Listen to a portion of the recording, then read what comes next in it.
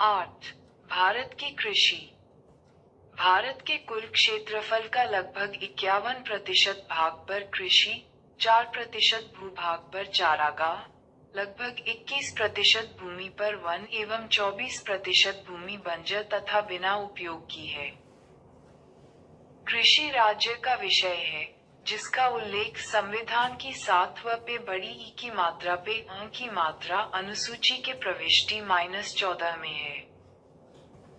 राष्ट्रीय कृषक आयोग (एनएफसी) ने 4 अक्टूबर 2006 को सिफारिश प्रस्तुत किया कि कृषि को राज्य सूची से हटाकर समवर्ती सूची में लाए जाएं।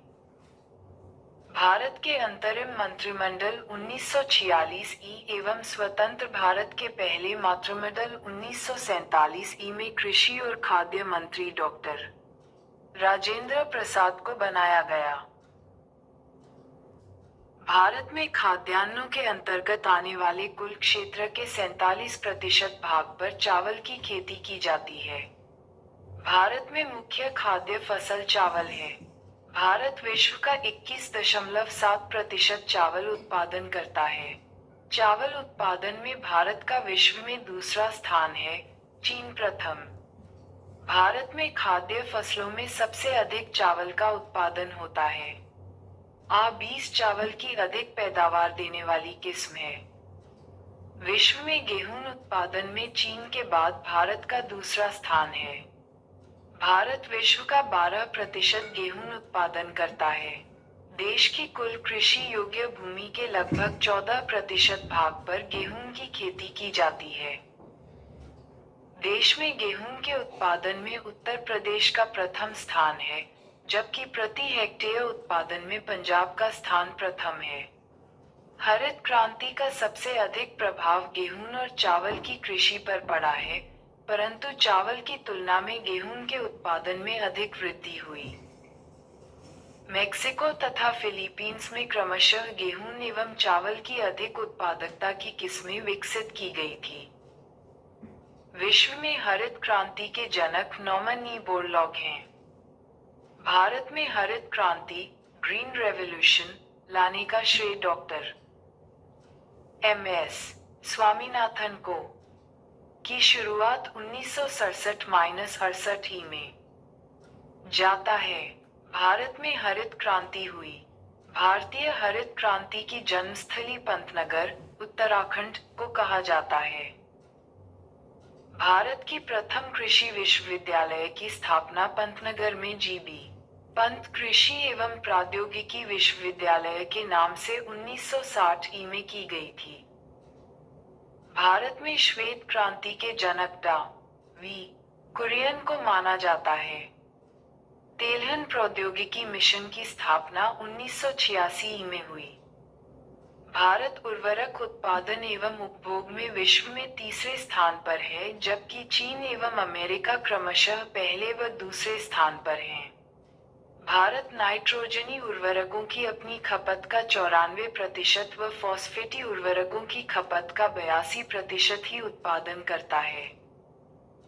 पोटाशियम उर्वरक का पूरी तरह आयात किया जाता है। आम, केला, चीकू, खट्टे नींबू, काजू, काली मिर्च, नारियल, अदरक, हल्दी के उत्पादन में भारत का स्थान विश्व में पहला है। फलों एवं सब्जियों के उत्पादन में भारत का स्थान विश्व में दूसरा है, प्रथम चीन। विश्व में तंबाकू का सबसे बड़ा उत्पादक एवं उपभोक्ता चीन है। उत्पादन में भारत का स्थान तीसरा है। तंबाकू की पत्तियों को सुखाने की प्रक्रिया को क्यूरिंग कहते हैं, जिससे पत्तियों में वांछित रंग, गंध आदि गुणों का विकास होता है। भारत में चाय की खेती 1840 में असम की ब्रह्मपुत्र घाटी में प्रारंभ हुई। चाय की पत्तियों में कैफीन तथा टैनिन की प्रचुरता पाई जाती है। भारत में सर्वोत्तम चाय दार्जिलिंग में पैदा की जाती है। विश्व प्रसिद्ध उलन किस्म की चाय ताइवान में पैदा होती है। सबसे उच्च कोटि का कहवा अरेबिका होता है। कहवा की अन्य दो किस्में हैं, रोबस्ता व लिबेरिका। मोचा कहवा यमन में उगाई जाती है। मक्का में हवाइट यड, व्हाइट बड एवं धान में खैरा रोग जस्ता की कमी के कारण होता है। भारत में फूलों की खेती का 9% ऑर्किड से प्राप्त होता है। ऑर्किड एक रंगीन एवं मनमोहक पुष्पीय पौधा है। इसका प्रयोग मुख्य रूप से इत्र निर्माण में, सजावट के रूप में, खाद्य के रूप में एवं परंपरागत दवाइयों के निर्माण में किया जाता है। भारत में इसकी खेती उत्तरी पूर्वी जलवायु क्षेत्रों में की जाती है। अरुणाचल प्रदेश, सिक्किम व हिमाचल प्रदेश ऑर्किड की कृषि के लिए उपयुक्त क्षेत्र है। अरुणाचल को ऑर्किड स्टेट के रूप में भी जाना जाता है। ग्वार अथवा क्लस्टर बीन एक लेग्यूमिनस फसल है। ग्वार के बीज ग्यारगोंद को उत्पन्न करने के लिए कच्चे पदार्थ के रूप में प्रयुक्त होते हैं। वैश्विक स्तर पर तेल और गैस उद्योग द्वारा इसका प्रयोग हाइड्रोलिक फ्रैक्चरिंग तकनीक में किया जाता है। वर्तमान में शेल गैस के निष्कर्षण के लिए ग्वार गोंद की उच्च मांग है। भारत विश्व में ग्वार गोंद का सबसे बड़ा उत्पादक है। राजस्थान ग्वार गोंद का सबसे बड़ा उत्पादक राज्य है। कर्नाटक सुपारी एवं कॉफी का सबसे बड़ा उत्पादक राज्य है। कर्नाटक में चिकमंगलूर कॉफी की खेती के लिए प्रसिद्ध है। नासिक अंगूरों के पैदावार के लिए प्रसिद्ध है। भारत में प्राकृतिक रबड़ का सबसे अधिक उत्पादन केरल में होता है। आंध्र प्रदेश भारत में सबसे बड़ा मसाला उत्पादक राज्य है। सबसे अधिक मात्रा में केसर जम्मू कश्मीर से प्राप्त होता है। सिक्किम को जैविक खेती करने वाला भारत का प्रथम राज्य घोषित किया गया। अरहर, तूर को लाल चना तथा पिजन पी के नाम से भी जाना जाता है। भारत दालों का सबसे बड़ा उत्पादक और उपभोक्ता दोनों है। लंबे रेशे वाली अमेरिकन कपास को देश के उत्तर पश्चिमी भाग में नरमा कहा जाता है। कपास पर फूल आने के समय आकाश बादल रहित होना चाहिए। विश्व में लंबे रेशे के कपास का सबसे बड़ा उत्पादक एवं निर्यातक देश यूएसए है। अन्न भंडारण करते समय दानों में नमी 10% से नीचे होनी चाहिए, अन्यथा कीट प्रकोप का भय रहता है। दलहनी फसलों के उत्पादन हेतु कोबाल्ट आवश्यक तत्व है। ऋतुओं के आधार पर फसलों का वर्गीकरण। 1. रबी की फसल यह अक्टूबर नवंबर में बोई जाती है और मार्च अप्रैल में काट ली जाती है। इसकी मुख्य फसलें हैं गेहूं, जौ, चना, मटर, सरसों, आलू, राई, अलसी आदि। खरीफ फसल दक्षिण पश्चिम मानसून के तत्काल बाद बोई गई फसल, ये जून जुलाई में बोई जाती है और नवंबर दिसंबर में 2. काट ली जाती है। इसकी मुख्य फसलें हैं धान, गन्ना, तिलहन, ज्वार, बाजरा, मक्का, अरहर, कपास, मूंगफली, मडुआ, तिल, सोयाबीन आदि। 3. गर्मा फसल यह मई जून में बोई जाती है और जुलाई अगस्त में काट ली जाती है। इसकी मुख्य फसलें हैं राई, मक्का, ज्वार, जूट और मडुआ। 9. भारत में सिंचाई। भारत में सिंचाई परियोजनाओं को 3 भागों में विभाजित किया गया है। ये हैं 1. वृहद सिंचाई परियोजना, 2. मध्यम सिंचाई परियोजनाएं एवं 3. लघु सिंचाई परियोजना। वृहद सिंचाई परियोजना के अंतर्गत वे परियोजनाएं सम्मिलित की जाती हैं, जिसके अंतर्गत 10,000 हेक्टेयर से अधिक कृषि योग्य भूमि हो। मध्यम सिंचाई परियोजना के अंतर्गत वे परियोजनाएं सम्मिलित की जाती हैं, जिसके अंतर्गत 2,000 से 10,000 हेक्टेयर कृषि योग्य भूमि हो। लघु सिंचाई परियोजना के अंतर्गत वे परियोजना सम्मिलित की जाती हैं, जिसके अंतर्गत 2,000 हेक्टेयर से कम कृषि योग्य भूमि हो। वर्तमान समय में भारत की कुल सिंचित क्षेत्र का 37% बड़ी एवं मध्यम सिंचाई परियोजना के अधीन तथा 63% छोटी सिंचाई योजनाओं के अधीन है। विश्व का सर्वाधिक सिंचित क्षेत्र चीन में 21% एवं भारत में 20.2% है।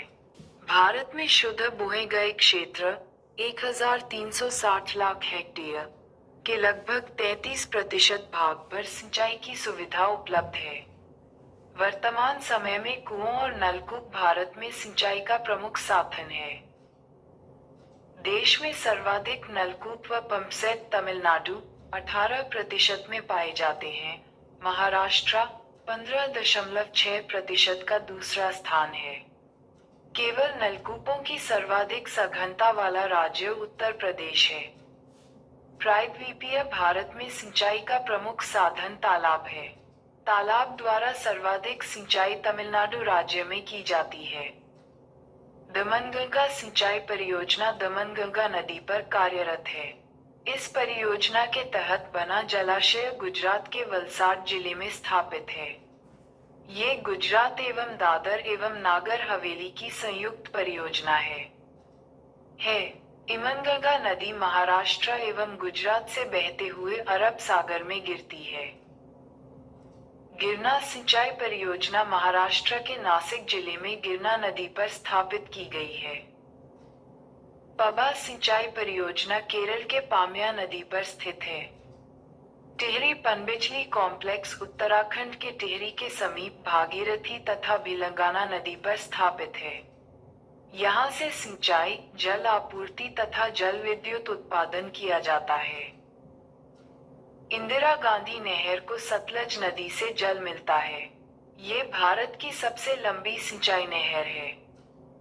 सारण सिंचाई नहर एवं त्रिवेणी नहर गंडक नदी से जल प्राप्त करती है। राष्ट्रीय जल संभर परियोजना का क्रियान्वयन कृषि मंत्रालय द्वारा किया जाता है। कृषि क्षेत्र में जल का उपयोग भारत में सर्वाधिक है। मल्टी स्टेज लिफ्ट सिंचाई स्कीम कालेश्वरम। तेलंगाना के जयशंकर भूपलपल्ली जिले के मेडिगड्डा में विश्व के सबसे बड़े मल्टी स्टेज लिफ्ट सिंचाई स्कीम कालेश्वरम का लोकार्पण तेलंगाना के मुख्यमंत्री के चंद्रशेखर राव ने 21 जून 2019 को किया। इस प्रोजेक्ट की मुख्य विशेषताएं निम्नलिखित हैं। कालेश्वरम लिफ्ट सिंचाई प्रोजेक्ट में 139 MW अधिकतम क्षमता वाले पंप का उपयोग किया गया है। विश्व में अभी तक इतनी क्षमता वाले पंप का उपयोग कहीं भी नहीं किया गया है। विश्व के सबसे बड़े टनल रूट 203 मीटर का निर्माण किया गया है। कालेश्वरम विश्व की अकेली एकमात्र ऐसी प्रोजेक्ट है जो प्रतिदिन 2 TMC पानी लिफ्ट कर सकती है। इस प्रोजेक्ट के जरिए 45 लाख एकड़ भूमि एवं हजारों गांवों के पानी की जरूरत पूरी होगी। पहली बार ऐसा हुआ है जब गोदावरी नदी का पानी कृषि भूमि को पानी की सप्लाई के लिए 92 मीटर की ऊंचाई से फेज में लिफ्ट किया गया है, जो 618 मीटर ऊंचाई तक है। पेडीगड्डा एरिया में 92 मीटर की ऊंचाई तथा कोंडापोछम्मा सागर में सबसे अधिक 618 मीटर की ऊंचाई। इस परियोजना से सबसे ज्यादा श्री राम सागर में 200 TMC पानी का उपभोग होगा, जबकि सबसे कम अनंतगिरी में 3 TMC पानी उपयोग में लाया जाएगा। भारत सरकार ने 1983 में राष्ट्रीय जल संसाधन परिषद का गठन किया। प्रधानमंत्री इसके अध्यक्ष एवं केंद्रीय जल संसाधन मंत्री इसके उपाध्यक्ष होते हैं। जल संसाधन राज्य मंत्री, संबद्ध केंद्रीय मंत्री, राज्य मंत्री, सभी राज्यों के मुख्यमंत्री और संघ प्रदेशों के उपराज्यपाल, राज्यपाल इसके सदस्य होते हैं। जल संसाधन मंत्रालय का सचिव इस परिषद का सचिव होता है। 10. भारत की प्राकृतिक वनस्पति। किसी क्षेत्र विशेष में प्राकृतिक रूप से उगने वाले पेड़ पौधों के समूह को वनस्पति कहते हैं। पौधों का वह समूह जो बिना किसी मानवीय सहायता के जंगली अवस्था में सामूहिक रूप से उगते हैं, प्राकृतिक वनस्पति कहलाते हैं। वह वनस्पति जो मानवीय हस्तक्षेप के बिना अपने आप पैदा होती है तथा जिस पर लंबे समय तक किसी भी प्रकार का मानवीय हस्तक्षेप नहीं होता है, अक्षत वनस्पति कहलाते हैं। भारत की प्राकृतिक वनस्पति को निम्न वर्गों में बांटा जा सकता है। उष्णकटिबंधीय सदाहरित वन 200 सेमी से अधिक वार्षिक वर्षा एवं औसत वार्षिक तापमान 22 डिग्री सेल्सियस से अधिक वाले क्षेत्रों में ये वन मिलते हैं। इसके मुख्य क्षेत्र सह्याद्री, पश्चिमी घाट, शिलोंग पठार, अंडमान निकोबार द्वीप समूह 95% भाग और लक्षद्वीप है। उत्तरी सह्याद्री प्रदेशों में उष्णकटिबंधीय सदाहरित वन को शोलास वन के नाम से भी जाना जाता है। इस वन में पाए जाने वाले मुख्य वृक्ष हैं रोजवुड, महोगनी, एनी, एबनी, बेत, सिनकोना, रबर आदि। ये वन मसालों के बागानों के लिए भी महत्वपूर्ण है। उष्णकटिबंधीय आयपर्णपाती वन ये 100 से 200 सेमी वर्षा क्षेत्र में मिलते हैं। ये वन उत्तर पूर्वी राज्यों और हिमालय के गिरिप, पश्चिमी घाट के पूर्वी ढालों और उड़ीसा में पाए जाते हैं। इस वन में पाए जाने वाले मुख्य वृक्ष है सागवान, साल, शीशम, हुर्रा, महुआ, आंवला, सेमल, कुसुम व चंदन आदि। अंग्रेजों ने गढ़वाल एवं कुमाऊं में पाए जाने वाले ओक के स्थान पर चीड़ के पेड़ लगवाए, जिसका उपयोग रेल की पटरी बनाने के लिए हुआ। रेल के पटरी बनाने में सखुआ लकड़ी का भी प्रयोग किया जाता था। उष्णकटिबंधीय शुष्क पर्णपाती वन जहां वर्षा 70 से 100 सेमी होती है वहां यह वन पाया जाता है। ये वन प्रायद्वीप में अधिक वर्षा वाले भागों और उत्तर प्रदेश व बिहार के मैदानी भागों में पाए जाते हैं।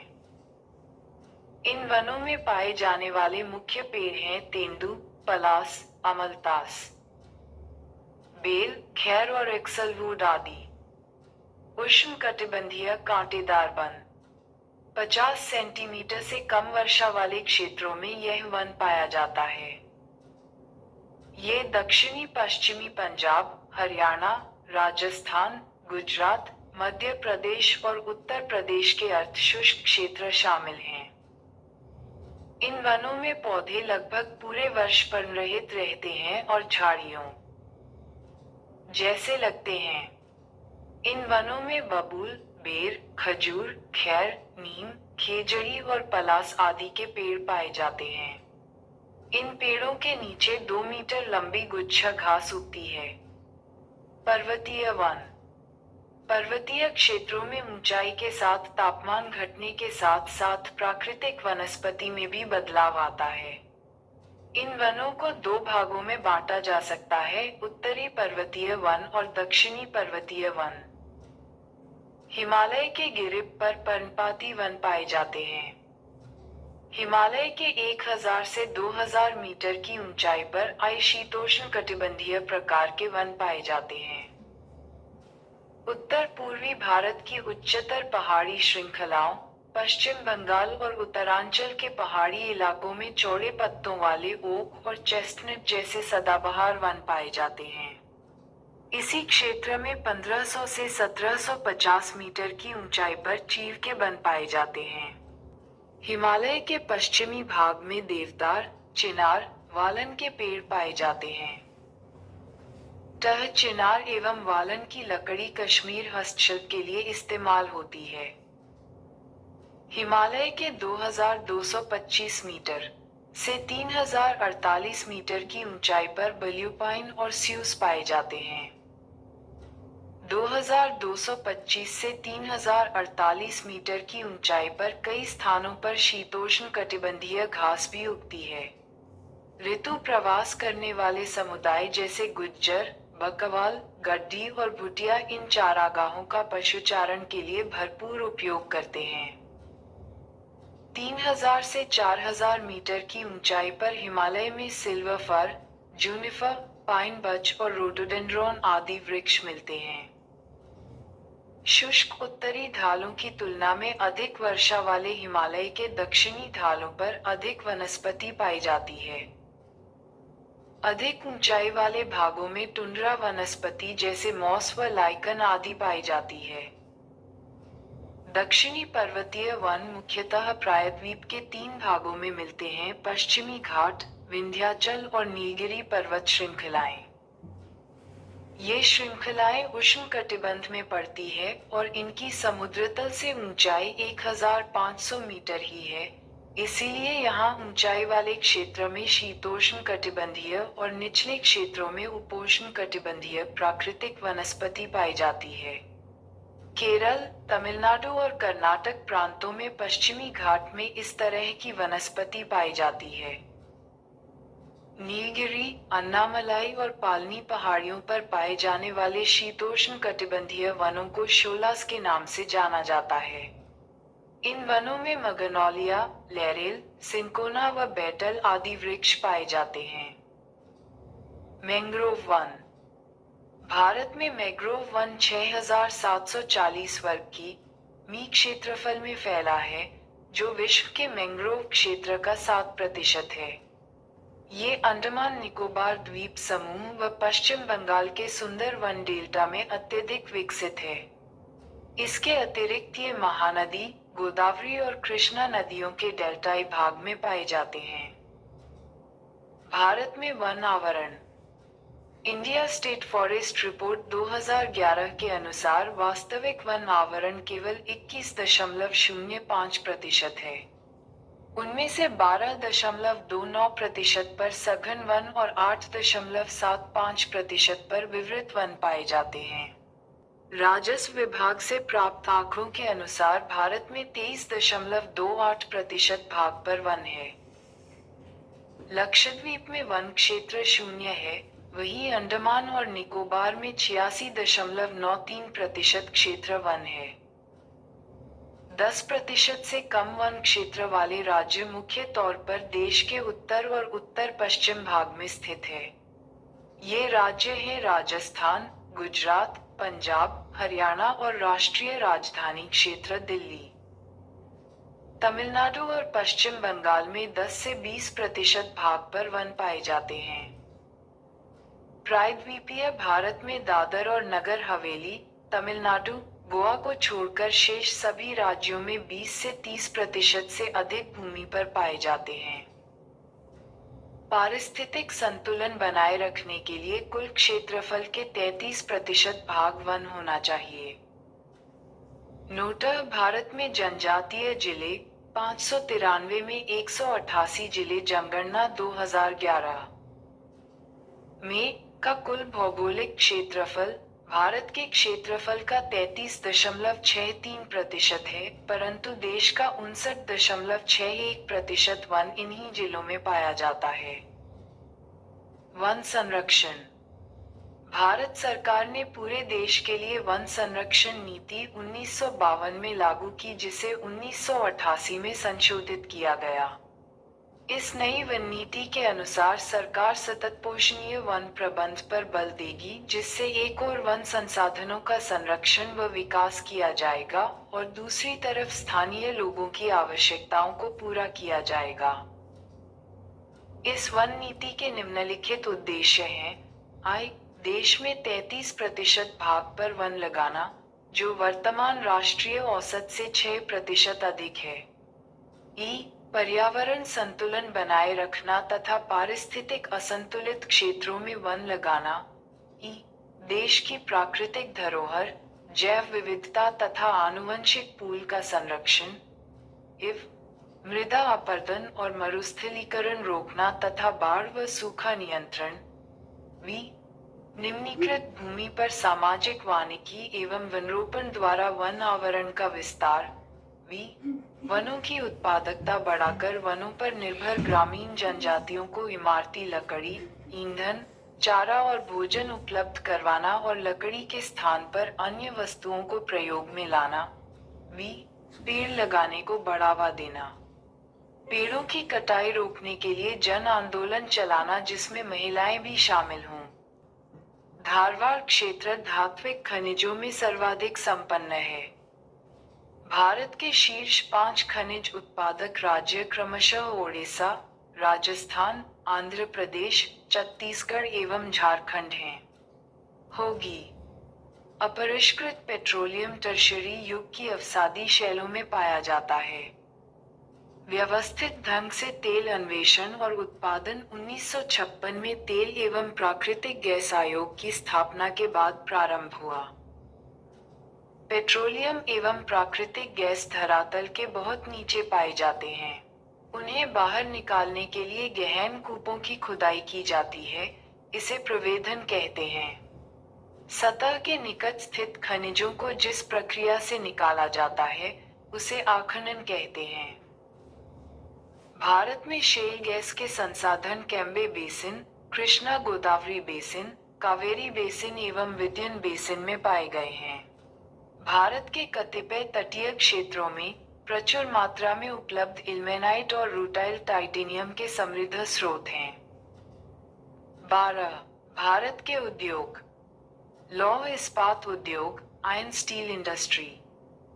देश में पहला लौह इस्पात कारखाना 1874 ई में बराकर नदी के किनारे कुल्टी, आसनसोल, पश्चिम बंगाल नामक स्थान पर बंगाल आयरन वर्क्स (BIW) के रूप में स्थापित किया गया था। बाद में ये कंपनी फंड के अभाव में बंद हो गई तो इसे बंगाल सरकार ने अधिग्रहण कर लिया और इसका नाम बराकर आयरन वर्क्स रखा।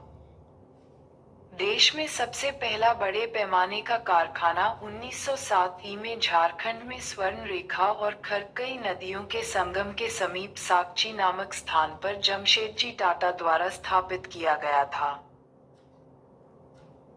स्वतंत्रता के पूर्व स्थापित लौह इस्पात कारखाना। 1.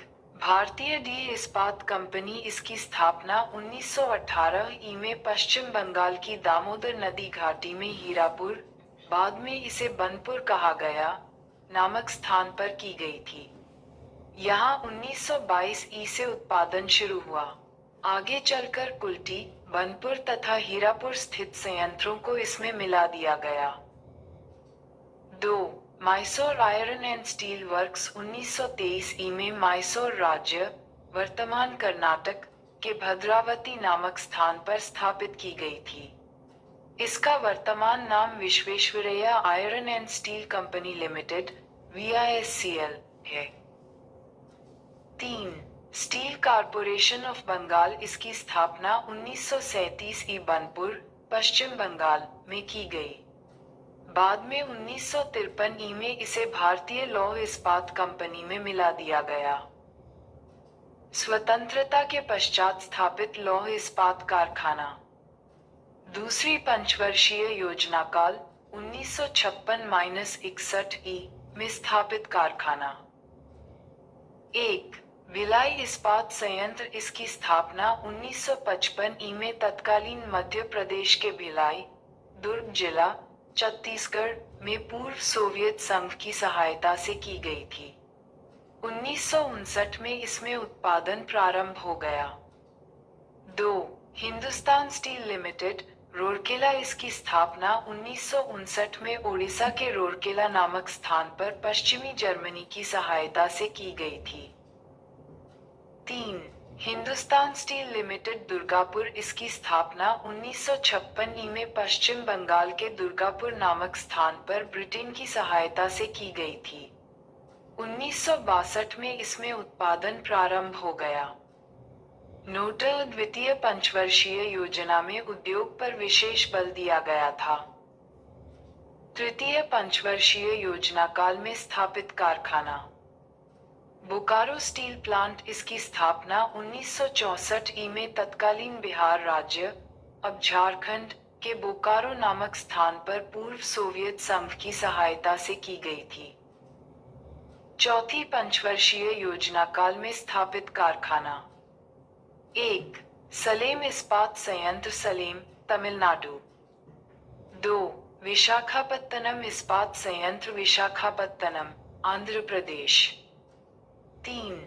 विजयनगर इस्पात संयंत्र, हॉस्पेट, बेल्लारी जिला, Karnataka. Steel authority of India, SAIL, 24 जनवरी 1973 ई को 2000 करोड़ की पूंजी के साथ भारत इस्पात प्राधिकरण, स्टील अथॉरिटी ऑफ इंडिया, को भिलाई, दुर्गापुर, बोकारो, रूरकेला, बनपुर, सलेम एवं विश्वेश्वरैया लेह इस्पात कारखाना को 1 साथ मिलाकर संचालन करने की जिम्मेदारी दी गई। वर्ष 2014 ई में भारत चीन, जापान तथा यूएसए के बाद विश्व का चौथा सबसे बड़ा इस्पात उत्पादक देश है। स्पंज आयरन के उत्पादन में भारत का विश्व में प्रथम स्थान है। भारत का पहला तटवर्ती इस्पात कारखाना विशाखापत्तनम, आंध्र प्रदेश में लगाया गया। एल्यूमिनियम उद्योग, एल्यूमिनियम इंडस्ट्री। भारत में एल्यूमिनियम का पहला कारखाना 1937 में बंगाल में आसनसोल के निकट जेके नगर में स्थापित किया गया था। 1938 में 4 कारखाने तत्कालीन बिहार राज्य के मुरी, केरल के अंतौय, बंगाल के वेहर व ओडिशा के हीराकुड में स्थापित किए गए। हिंदुस्तान एल्यूमिनियम कॉरपोरेशन ली, हिंडाल्को की स्थापना 1958 में रेणुकूट, छोटा उपरा नामक स्थान पर की गई। मद्रास एल्यूमिनियम कंपनी तमिलनाडु के मैटूर में स्थापित की गई। एल्यूमिनियम उत्पादन करने में भारत का विश्व में 8वां स्थान है।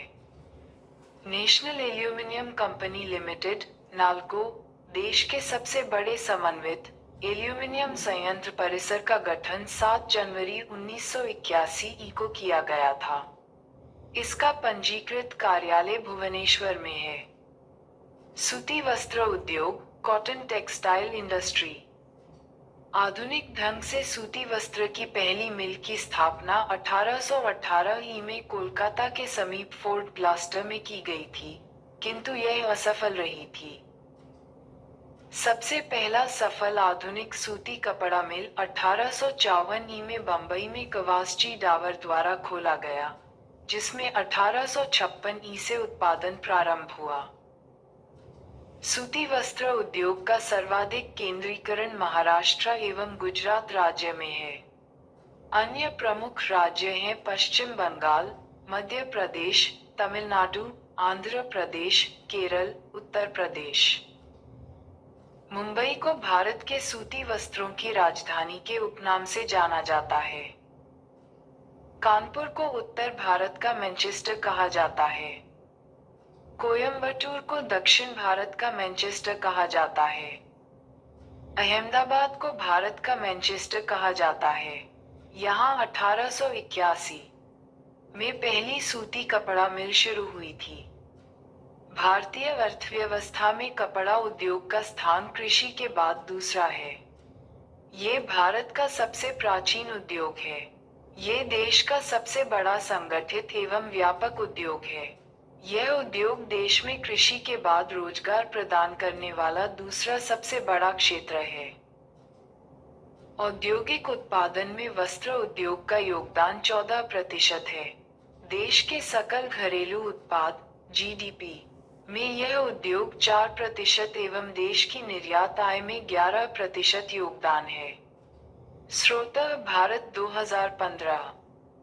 रोजगार प्रदान करने की दृष्टि से कृषि के बाद वस्त्र उद्योग दूसरा सबसे बड़ा क्षेत्र है। जूट उद्योग, जूट इंडस्ट्री। सोने का रेशा, गोल्डन फाइबर के नाम से मशहूर जूट के रेशों से सामानों का निर्माण करने में भारत को विश्व में प्रथम स्थान प्राप्त है। इसका पहला कारखाना कोलकाता के समीप रिश्रा नामक स्थान पर 1855 ई में लगाया गया था। तारांकन: भारतीय जूट निगम की स्थापना 1971 ई में जूट के आयात, निर्यात एवं आंतरिक बाजार की देखभाल के लिए की गई है। भारत विश्व के 35% जूट के सामानों का निर्माण करता है और दूसरा बड़ा निर्यातक राष्ट्र है। अंतरराष्ट्रीय जूट संगठन की स्थापना 1984 में हुई थी। इसका मुख्यालय ढाका में है। चीनी उद्योग, शुगर इंडस्ट्री। भारत में आधुनिक चीनी उद्योग की शुरुआत 1903 ई में बिहार में पहली चीनी मिल की स्थापना के साथ हुई। भारत के निम्न राज्य चीनी उद्योग से संबंधित हैं: सीमेंट उद्योग, सीमेंट इंडस्ट्री। विश्व में सबसे पहले आधुनिक रूप से सीमेंट का निर्माण 1824 में ब्रिटेन के पोर्टलैंड नामक स्थान पर किया गया था। भारत में आधुनिक ढंग से सीमेंट बनाने का पहला कारखाना 1904 में मद्रास में लगाया गया था, जो असफल रहा।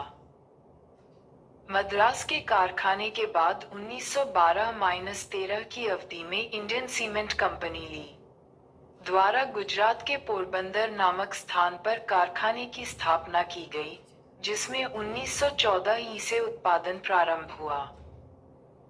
एसोसिएट सीमेंट कंपनी ली एसीसी की स्थापना 1936 में की गई थी। कागज उद्योग, पेपर इंडस्ट्री। कागज का पहला सफल कारखाना 1879 में लखनऊ में लगाया गया। मध्य प्रदेश के नेपानगर में अखबारी कागज तथा होशंगाबाद में नोट छापने के कागज बनाने का सरकारी कारखाना है। रासायनिक उर्वरक उद्योग, केमिकल फर्टिलाइजर इंडस्ट्री। ऐतिहासिक रूप से देश में सुपर फॉस्फेट उर्वरक का पहला कारखाना 1906 में तमिलनाडु के रानीपेट नामक स्थान पर स्थापित किया गया था।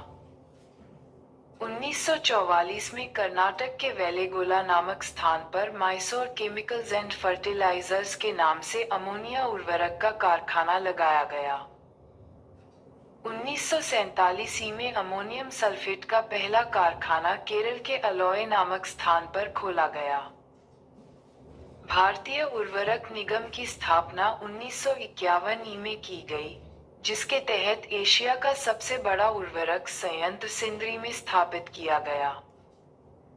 भारत पोटाश उर्वरक के लिए पूरी तरह आयात पर निर्भर है। भारत में नाइट्रोजनी उर्वरक की खपत सबसे अधिक है। भारत सरकार कृषि में नीम आलोपित यूरिया के उपयोग को बढ़ावा दे रही है, क्योंकि नीम लेप मृदा में यूरिया के घुलने की दर को धीमा कर देता है। भारत में प्रति हेक्टेयर उर्वरक खपत में प्रथम स्थान पंजाब का है और दूसरा एवं तीसरा स्थान क्रमशः आंध्र प्रदेश तथा हरियाणा का है। कोक आधारित उर्वरक इकाइयां तालचर, उड़ीसा, रामागुंडम, आंध्र प्रदेश तथा कोरबा, छत्तीसगढ़ में अवस्थित है। क्रिप्को का गैस आधारित यूरिया अमोनिया संयंत्र हाजिरा, गुजरात में है। उत्तर प्रदेश के शाहजहांपुर एवं जगदीशपुर का कारखाना भी गैस आधारित है। जलयान निर्माण उद्योग। भारत में जलयान निर्माण का प्रथम कारखाना 1941 में सिंधिया स्टीम नेविगेशन कंपनी द्वारा विशाखापत्तनम में स्थापित किया गया था। 1952 में भारत सरकार द्वारा इसका अधिग्रहण करके हिंदुस्तान शिपयार्ड विशाखापत्तनम नाम दिया गया है। सार्वजनिक क्षेत्र की अन्य इकाइयां जो जलयानों का निर्माण करती हैं: एक, गार्डनरीच वर्कशॉप ली, कोलकाता, पश्चिम बंगाल। 2, गोवा शिपयार्ड ली, गोवा। 3, मंझगांव डाक ली, मुंबई, महाराष्ट्र। 1, वायुयान निर्माण उद्योग। भारत में वायुयान निर्माण का प्रथम कारखाना 1940 में बंगलुरु में हिंदुस्तान एयरक्राफ्ट कंपनी के नाम से स्थापित किया गया है। अब इसे हिंदुस्तान एरोनॉटिक्स ली के नाम से जाना जाता है। आज बंगलुरु में ही इसकी 5 इकाइयों तथा कोरापुट, कोरबा, नासिक, बैरकपुर, लखनऊ, हैदराबाद तथा कानपुर में एक इकाइयों वायुयानों के निर्माण कार्य में संलग्न है। मोटर गाड़ी उद्योग। मोटर गाड़ी उद्योग को विकास उद्योग के नाम से जाना जाता है। इस उद्योग से संबंधित प्रमुख इकाइयां हैं: Hindustan motor, Kolkata, premier automobiles ली, Mumbai, Ashok Leyland, Chennai, Tata engineering and locomotive company ली, जमशेदपुर, महिंद्रा एंड महिंद्रा ली, पुणे, मारुति उद्योग ली, गुड़गांव, हरियाणा, सनराइज इंडस्ट्रीज, बेंगलुरु। दवा निर्माण उद्योग। प्रमुख स्थान मुंबई, दिल्ली, कानपुर, हरिद्वार, ऋषिकेश, अहमदाबाद, पुणे, पिंपरी, पेंसिलीन, मथुरा, हैदराबाद आदि।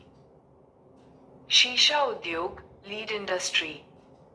भारत में शीशा उद्योग का केंद्रीयकरण रेल की सुविधा वाले स्थानों में देखने को मिलता है। इस उद्योग का विकास मुख्य रूप से पश्चिम बंगाल, उत्तर प्रदेश, महाराष्ट्र एवं तमिलनाडु राज्य में हुआ है। फिरोजाबाद एवं शिकोहाबाद भारत में शीशा उद्योग के महत्वपूर्ण केंद्र हैं। अभियांत्रिकी उद्योग प्रमुख स्थान हटिया, दुर्गापुर, विशाखापत्तनम, नैनी, बंगलुरु, अजमेर, जादवपुर आदि। भारी इंजीनियरिंग निगम ली HEC, रांची की स्थापना 1958 में की गई थी। 1. रेल उपकरण उद्योग चित्तरंजन, पश्चिम बंगाल, रेल के इंजन बनाने का सबसे पुराना कारखाना है। इस कारखाने की स्थापना 26 जनवरी 1950 के दिन चित्तरंजन लोकोमोटिव वर्क्स के नाम से हुई। वर्तमान में वहां विद्युत इंजन का निर्माण हो रहा है। डीजल से चलने वाले इंजनों का निर्माण वाराणसी में होता है। रेलवे इंजन निर्माण का कार्य जमशेदपुर, झारखंड में भी होता है। रेल के डिब्बे बनाने का प्रमुख केंद्र चेन्नई के समीप पेराम्बूर नामक स्थान पर सन 1952 में स्थापित किया गया और इसमें उत्पादन की शुरुआत 2 अक्टूबर 1955 से हुई। इसके अन्य प्रमुख केंद्र बंगलुरु तथा कोलकाता है। पंजाब के कपूरथला में इंटीग्रल कोच फैक्ट्री की स्थापना की गई है। रायबरेली, उत्तर प्रदेश व कचरापारा, बंगाल में रेलवे कोच फैक्ट्री की नई उत्पादन इकाई लगाई गई है।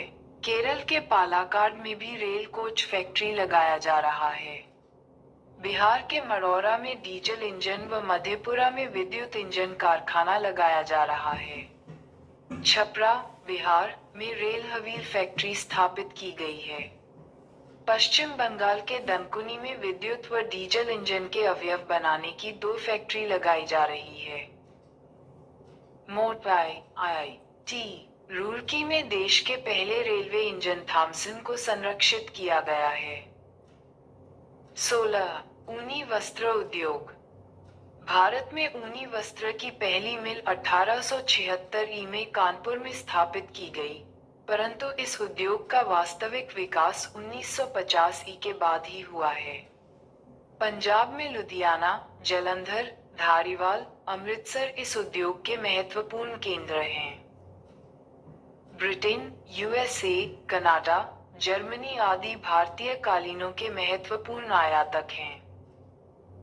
पोर्टल चीरू या तिब्बती एंटीलोई एक विलुप्त प्राय जीव है, जिसका शिकार शाहतूश नामक इसके ऊन के लिए होता है जो वजन में हल्का एवं अत्यधिक गर्म होता है।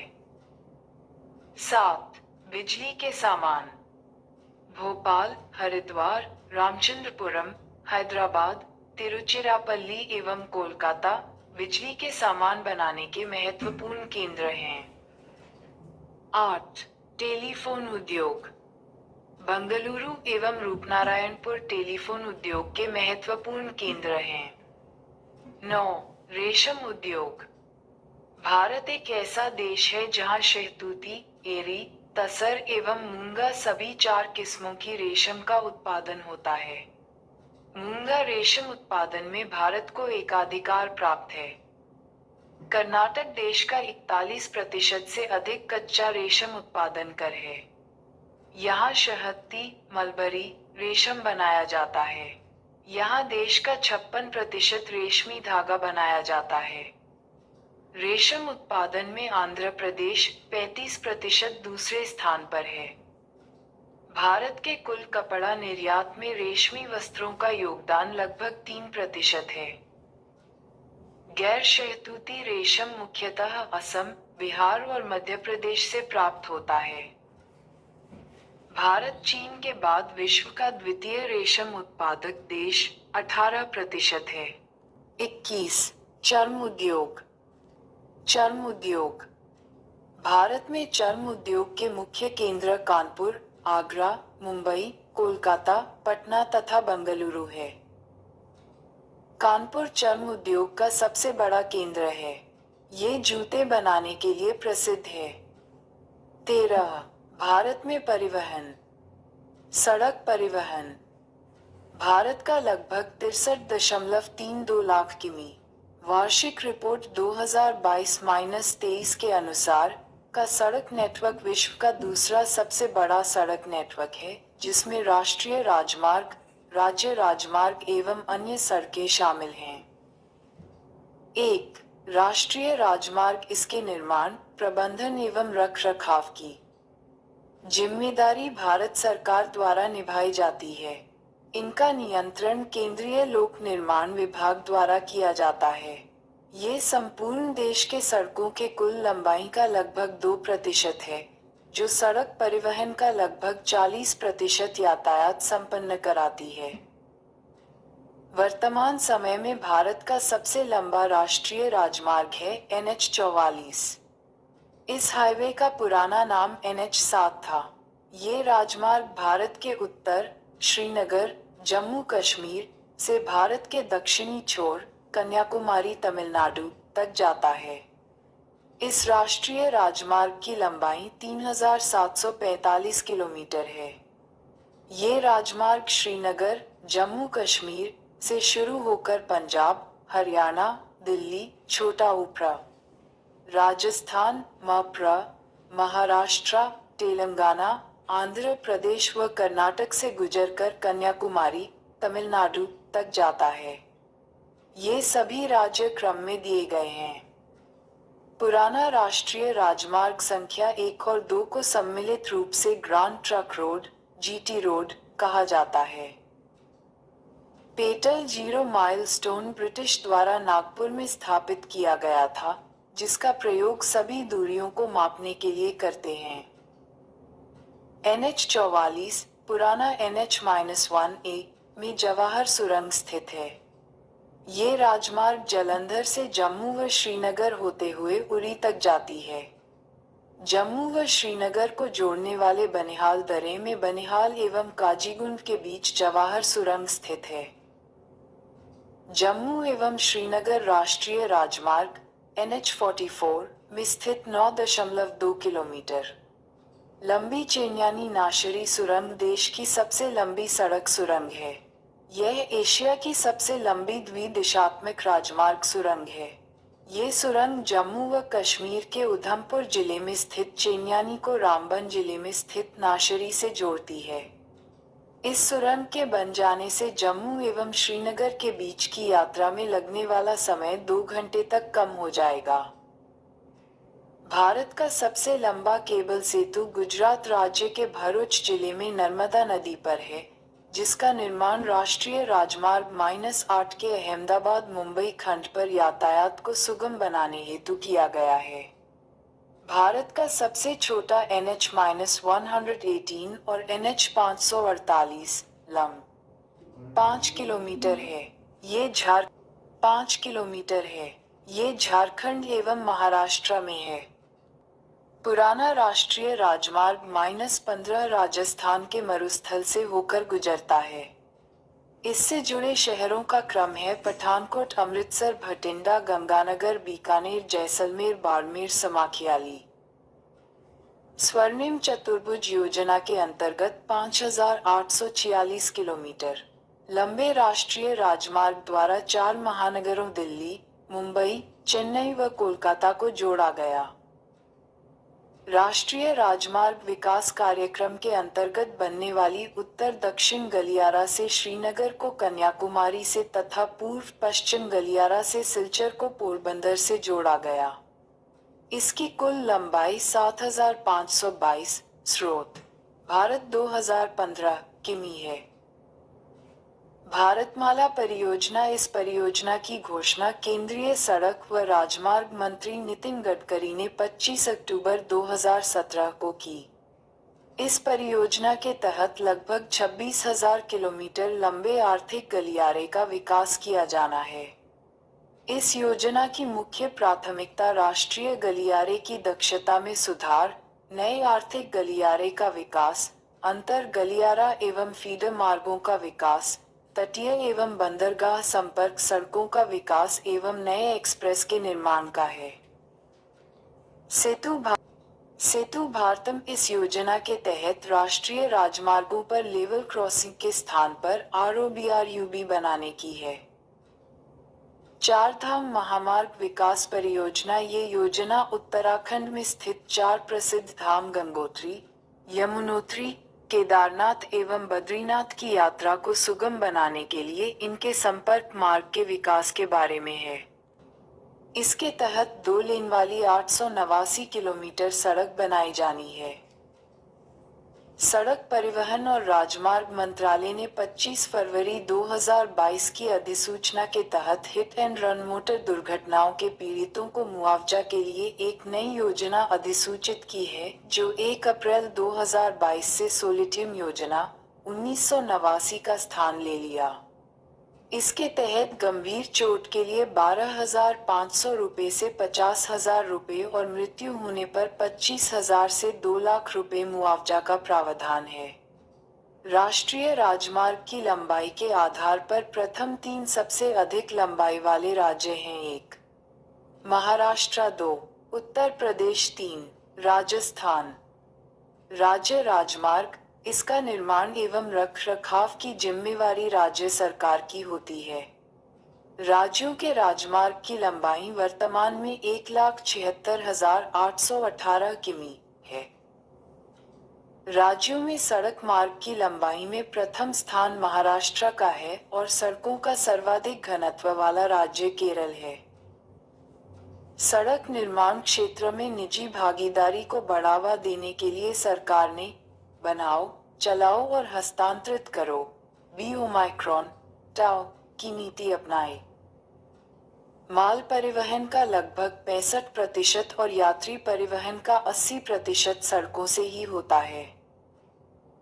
प्रधानमंत्री ग्राम सड़क योजना के अंतर्गत 500 की आबादी वाले सभी गांवों को 12मासी सड़कों से जोड़ना है। विश्व का सबसे ऊंचा सड़क मार्ग लेह श्रीनगर मार्ग है, जो काराकोरम दर्रे को पार करता है। इसकी लगभग 3,450 मीटर है। 2006 में इसे राष्ट्रीय राजमार्ग 1D NH1D घोषित किया गया। 31 दिसंबर 2022 तक राष्ट्रीय राजमार्गों की कुल लंबाई 1,44,995 किलोमीटर है। भारत दुनिया का दूसरा सबसे बड़ा सड़क नेटवर्क वाला देश है। विश्व के देशों में जापान में सड़क घनत्व सबसे अधिक है। यहाँ प्रत्येक 100 किलोमीटर वर्ग क्षेत्र के लिए 327 किलोमीटर सड़क है। सीमावर्ती सड़कों का निर्माण एवं प्रबंधन सीमा सड़क विकास बोर्ड द्वारा किया जाता है। सीमा सड़क संगठन की स्थापना 1960 में हुई थी। अपने गठन के समय से लेकर मार्च 2001 तक संगठन ने 29,139 किलोमीटर लंबी सड़कों का निर्माण व 34,306 किलोमीटर लंबी सड़कों को पक्का करने का कार्य पूरा किया है। ये संगठन कुल मिलाकर 17,435 किलोमीटर लंबी सड़कों का रखरखाव करता है। एशिया का सबसे बड़ा रोपवे रज्जुमार्गी गढ़वाल में जोशीमठ एवं औली को जोड़ता है, जिसकी लंबाई 500 मीटर है। भारत ने पूर्वी लद्दाख के उमलिंगला पास में दुनिया की सबसे ऊंची सड़क बनाने में कामयाबी हासिल की है, जिसकी ऊंचाई समुद्रतल से 19,300 फीट है। अब तक दुनिया की सबसे ऊंची सड़क का रिकॉर्ड बोल्विया के नाम था। यहाँ उतुरुंसु ज्वालामुखी के पास स्थित सड़क समुद्र तल से 18,953 फीट की ऊंचाई पर है। मैत्री सेतु ये फेनी नदी पर बना 1.9 किलोमीटर लंबा पुल है, जो त्रिपुरा में सबरूप तथा बांग्लादेश में रामगढ़, चटगांव के बीच है। इसे पूर्वोत्तर का प्रवेश द्वार भी कहा जाता है। रेल परिवहन। भारतीय रेल एशिया की दूसरी सबसे बड़ी नेटवर्क है तथा एकल सरकारी स्वामित्व वाली विश्व की चौथी सबसे बड़ी नेटवर्क है। पहले 3 स्थान पर क्रमशः यूएसए, चीन एवं रूस है। भारतीय रेल विश्व का सबसे बड़ा नियोक्ता है। बेल्जियम में रेल घनत्व सर्वाधिक अर्थात प्रति 6.5 वर्ग किमी क्षेत्र पर लगभग 1 किलोमीटर पाया जाता है। उत्तरी अमेरिका में सर्वाधिक विस्तृत रेल मार्ग तंत्र है, जो विश्व 40% है। भारत में सर्वप्रथम रेल व्यवस्था की शुरुआत अप्रैल 1853 में मुंबई से यानी 34 किलोमीटर के बीच प्रारंभ हुई थी। विश्व की सबसे पहली रेलगाड़ी 1825 में स्टॉकटन और डार्लिंगटन के बीच चली थी। इसके बाद 1830 में लिवरपूल और मैनचेस्टर को आपस में रेलमार्ग से जोड़ दिया गया। भारतीय रेलवे बोर्ड की स्थापना मार्च 1905 में की गई थी। रेल वित्त को 1924-25 के बाद एटवर्थ कमेटी की सिफारिश पर सामान्य राजस्व से अलग किया गया। भारतीय रेल का राष्ट्रीयकरण 1950 में हुआ। 2017 में रेल बजट को केंद्रीय बजट में मिला दिया गया। भारतीय रेल प्रशासन तथा प्रबंध की जिम्मेवारी रेलवे बोर्ड पर है। रेलवे को 18 मंडलों, जो पहले 9 था, एवं 73 डिवीजनों में बांटा गया है। प्रत्येक मंडल का प्रधान महाप्रबंधक होता है।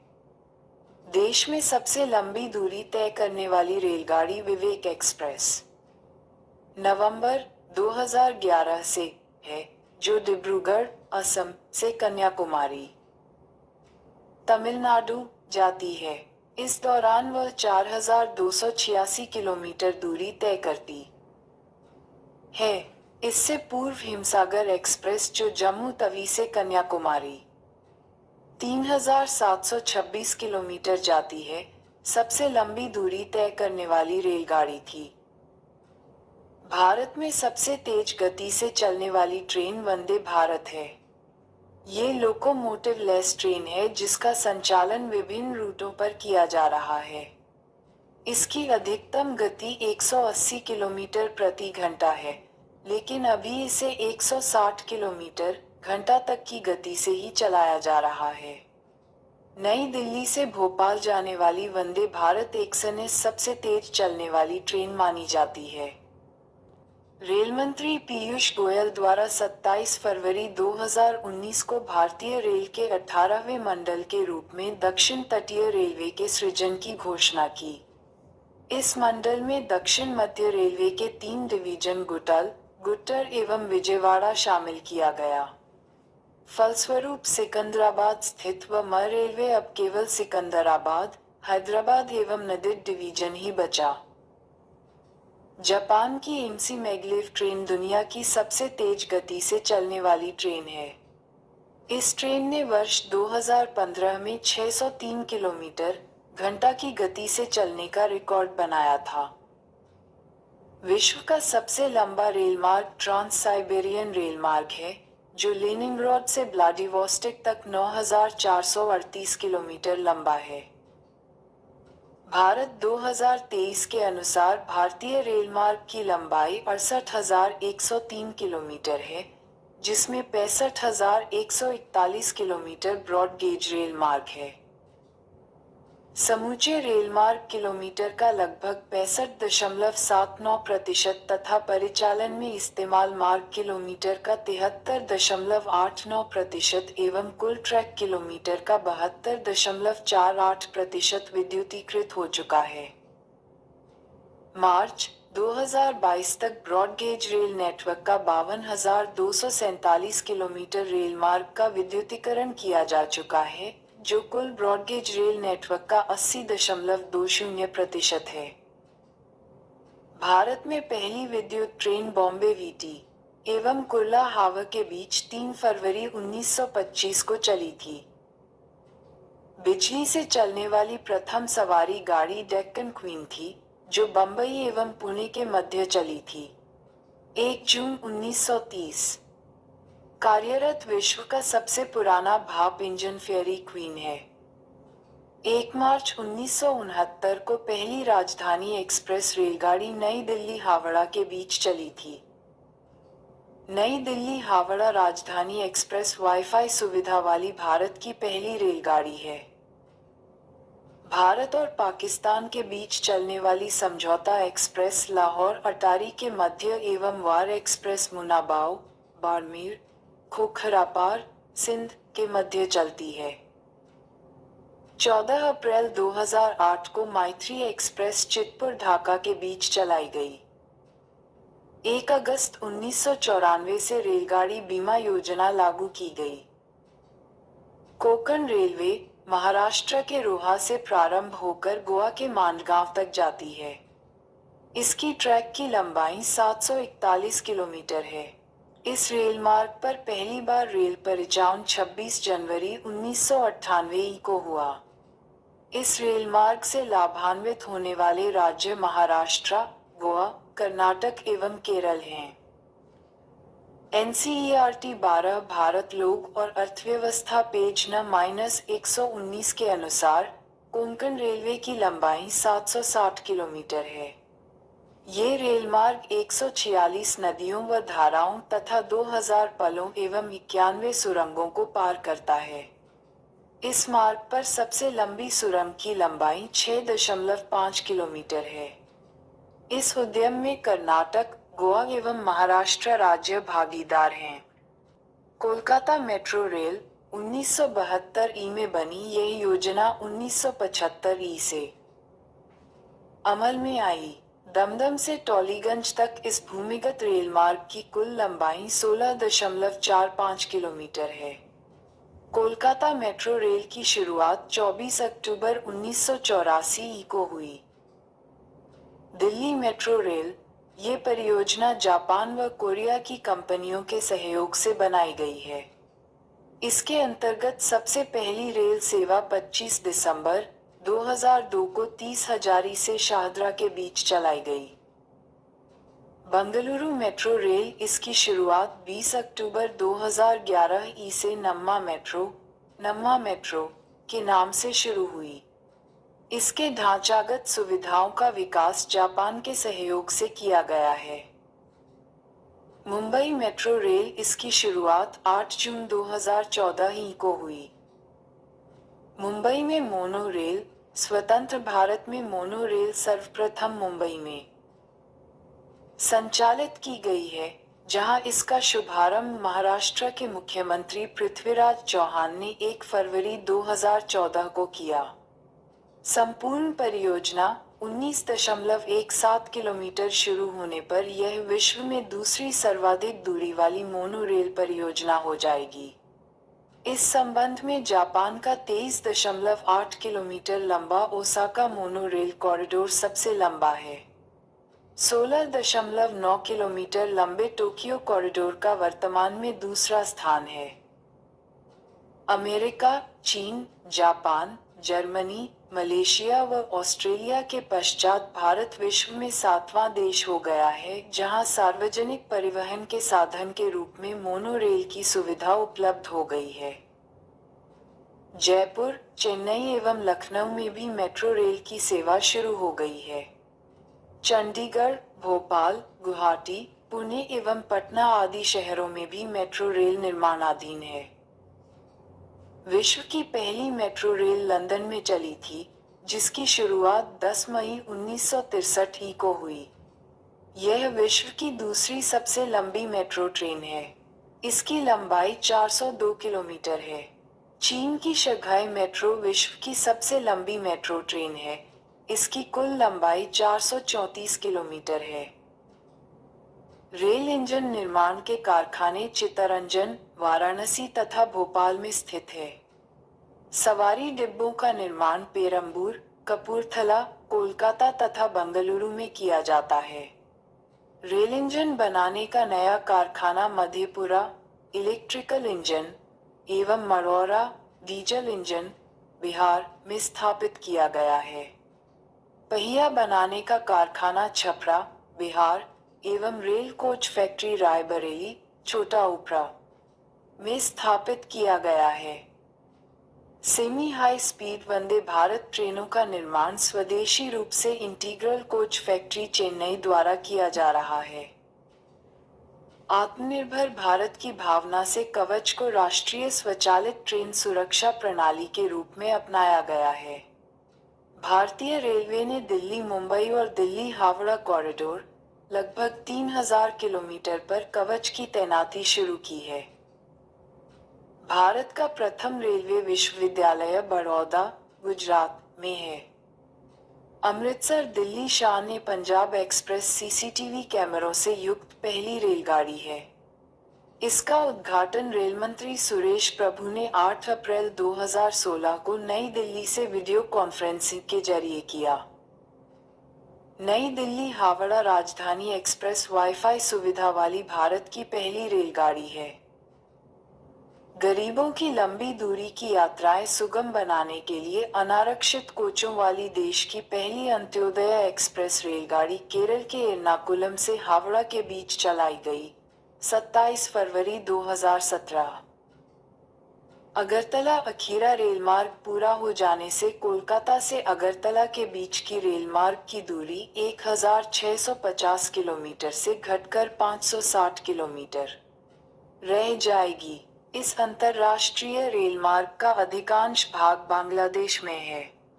यूनेस्को द्वारा भारत के 4 भारतीय रेलमार्गों को विश्व विरासत सूची में शामिल किया गया है। 1.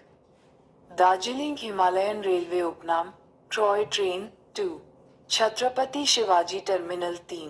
नीलगिरी माउंटेन रेलवे उपनाम ब्लू माउंटेन ट्रेन 4. कालका शिमला रेलवे उपनाम ट्रॉय ट्रेन।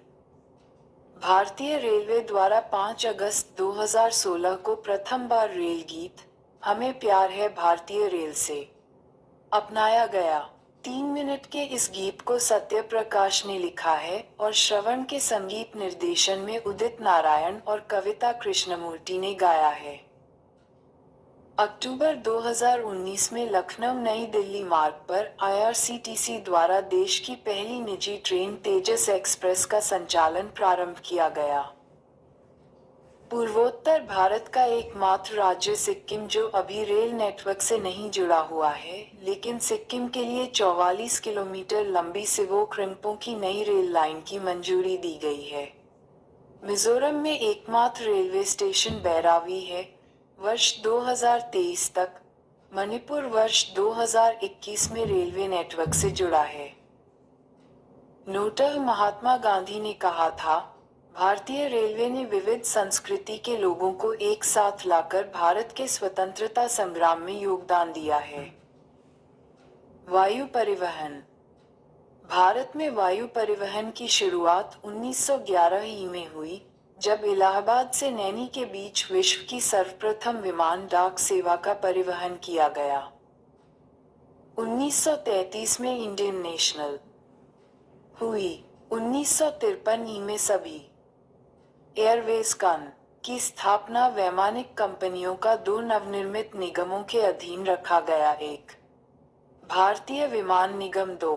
एयर इंडिया राष्ट्रीयकरण करके उन्हें भारतीय विमान निगम इंडियन एयरलाइंस देश के आंतरिक भागों के अतिरिक्त समीपवर्ती देश नेपाल, पाकिस्तान, श्रीलंका, बांग्लादेश, मालदीव, म्यांमार व अफगानिस्तान को सेवाएं उपलब्ध कराता है। एयर इंडिया विदेशों के लिए सेवाएं उपलब्ध कराता है। 1981 में देश में घरेलू उड़ान के लिए वायुदूत नामक तीसरे निगम की स्थापना की गई थी, जिसका बाद में भारतीय विमान निगम में विलय हो गया। 24 अगस्त 2007 को सार्वजनिक क्षेत्र की विमानन कंपनियां एयर इंडिया एवं भारतीय विमान निगम इंडियन एयरलाइंस का विलय हो गया। ये दोनों कंपनियां अब national aviation company of India limited NACIL के नाम से कार्यरत हो गई है। कंपनी का ब्रांड नाम एयर इंडिया है। वर्तमान में एयर इंडिया का स्वामित्व टाटा के पास है। टाटा समूह की holding company Tellis private limited ने 8 अक्टूबर 2021 को 18,000 करोड़ रुपए की बोली लगाकर अधिग्रहित की। 27 जनवरी 2022 को अधिग्रहण की प्रक्रिया को पूरा कर एयर इंडिया का प्रबंधन एवं नियंत्रण संभाल लिया। इस बात की पुष्टि टाटा सन्स के चेयरमैन एन. चित्ताशेखरन ने की। करीब 69 वर्षों के बाद फिर से एयर इंडिया की कमान टाटा समूह के हाथों में आ गई है। प्रतिशत 0 डिग्री। पवन हंस लिमिटेड। इसकी स्थापना अक्टूबर 1985 में की गई थी। इसकी स्थापना का मुख्य उद्देश्य तेल क्षेत्र को तेल की खोज के लिए हेलीकॉप्टर सेवाएं उपलब्ध कराना है।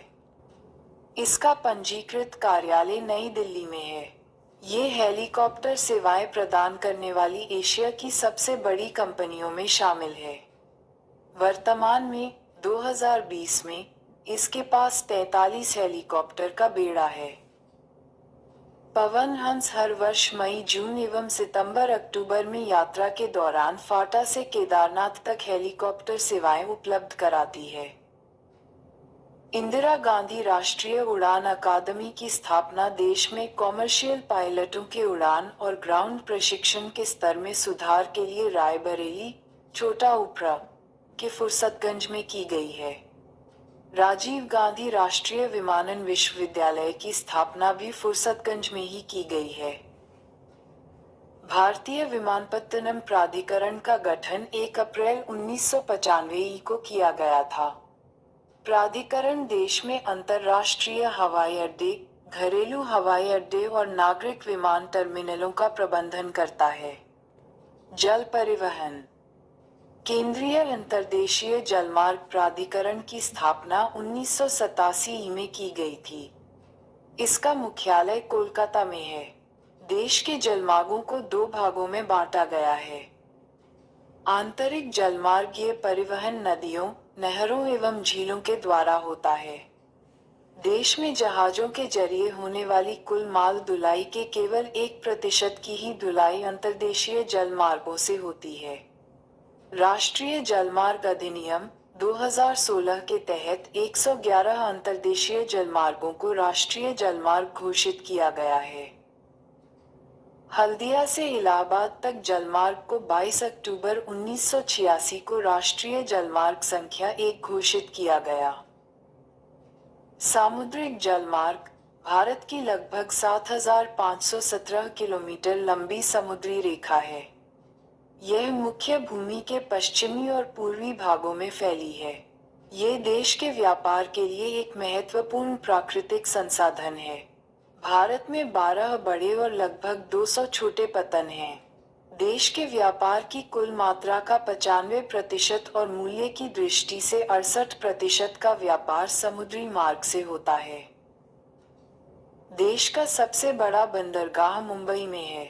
बड़े बंदरगाहों का नियंत्रण केंद्र सरकार करती है, जबकि छोटे बंदरगाह संविधान की समवर्ती सूची में शामिल हैं, जिनका प्रबंधन संबंधित राज्य सरकार करती है। देश का सर्वश्रेष्ठ प्राकृतिक बंदरगाह विशाखापत्तनम है। ये भारत का सबसे गहरा बंदरगाह है। ये डॉल्फिन नोज चट्टान के पीछे है। कांडला बंदरगाह, दीनदयाल पतन का निर्माण मुंबई बंदरगाह का दबाव कम करने के लिए किया गया है। कांडला एक ज्वारीय बंदरगाह है। यह मुक्त व्यापार क्षेत्र वाला बंदरगाह है। एंतौर, कामराज बंदरगाह भारत का पहला निगमीकृत बंदरगाह है। विशाखापत्तनम भूवध बंदरगाह है। कोची बंदरगाह को अरब सागर की रानी कहा जाता है। इन्नोर बंदरगाह की स्थापना मूल रूप से चेन्नई बंदरगाह के उपग्रह बंदरगाह के रूप में की गई थी। इसका निर्माण 1 फरवरी 2001 को तत्कालीन प्रधानमंत्री अटल बिहारी वाजपेयी के द्वारा किया गया था। इसका पूर्ण परिचालन दिसंबर 2002 में प्रारंभ हुआ। इसका निर्माण थर्मल कोयले के संभालने के लिए किया गया था। 2014 में बंदरगाह का नाम बदलकर कामराज बंदरगाह कर दिया गया। 9. कामराज बंदरगाह भारत में एक कंपनी के रूप में पंजीकृत, कंपनी अधिनियम 1956 के तहत सबसे पहला बंदरगाह है। तूतीकोरिन, कांडला एवं इन्नोर बंदरगाह का नया नाम क्रमशः वी. ओ. चिदम्बरनार, दीनदयाल एवं कामराज है। कोलकाता नदीय प्रकार का बंदरगाह है। इसमें 2 गोदी प्रणालियां, हुगली नदी के पश्चिमी किनारे पर हल्दिया गोदी परिसर और पूर्वी किनारे पर कोलकाता गोदी प्रणाली है। चेन्नई पत्तन हर मौसम में कार्य करने वाला एक कृत्रिम बंदरगाह है। ये भारत का सबसे प्राचीन बंदरगाह है। इसकी स्थापना 1875 में की गई थी। सेतु समुद्रम शिप कनाल प्रोजेक्ट से चेन्नई और तूतीकोरिन के बीच 434 समुद्री मील दूरी कम होने की संभावना है। कोचीन शिपयार्ड लिमिटेड की स्थापना 1972 ई में हुई थी। इसका मुख्यालय कोची, केरल है। ये देश का जहाज निर्माण और मरम्मत का सबसे बड़ा क्षमता वाला शिपयार्ड है। दक्षिण पश्चिमी तट पर स्थित कोची, पूर्व पश्चिम समुद्री व्यापार के चौराहे पर नियमता की स्थिति में है। भूगोल घेरा है। इसमें 14.4 मीटर शून्य गहराई वाला एक ड्राफ्ट चैनल है जो बड़े पोत को आने जाने में मदद करता है। मुद्रा बंदरगाह भारत का पहला निजी बंदरगाह और सबसे बड़ा कंटेनर बंदरगाह है, जो गुजरात के कच्छ जिले के मुंद्रा के पास कच्छ की खाड़ी के उत्तरी तट पर स्थित है। विश्व के जहाज पुनरावर्तन उद्योग में भारत की हिस्सेदारी 25 से 30% है। जहाज पुनरावर्तन मुख्य रूप से गुजरात के अलांग सोसिया में किया जाता है। अलांग सोसिया विश्व का सबसे बड़ा जहाज पुनरावर्तन कारखाना है। इसे फरवरी 1983 में शुरू किया गया था। नोटह दहेज, गुजरात, देश का प्रथम बंदरगाह है, जो रसायनों के निपटान हेतु स्थापित किया गया है। इसलिए इसे रसायन बंदरगाह नाम दिया गया है। रो रो फेरी, रो रो फेरी। इसका पूरा नाम रोल ऑन रोल ऑफ फेरी है। रोल ऑन रोल ऑफ का मतलब किसी सामान को लादना और फिर उसे उतारना। इसमें एक ऐसी कार्गो शिप, फेरी, होती है जिसमें पैसेंजर के साथ ही बाइक, कार, ट्रक जैसी बड़ी गाड़ियों को भी लाद करके एक जगह से दूसरी जगह पहुंचाया जा सकता है। इस फेरी को चलाने का उद्देश्य किन्हीं दो स्थानों के बीच की दूरी और यात्रा में लगने वाले समय को कम करना होता है। रो रो फेरी समुद्र के छोटे रास्ते से होते हुए कम समय में ही व्यक्ति को उसके वाहन समेत गंतव्य स्थल तक पहुंचा देती है।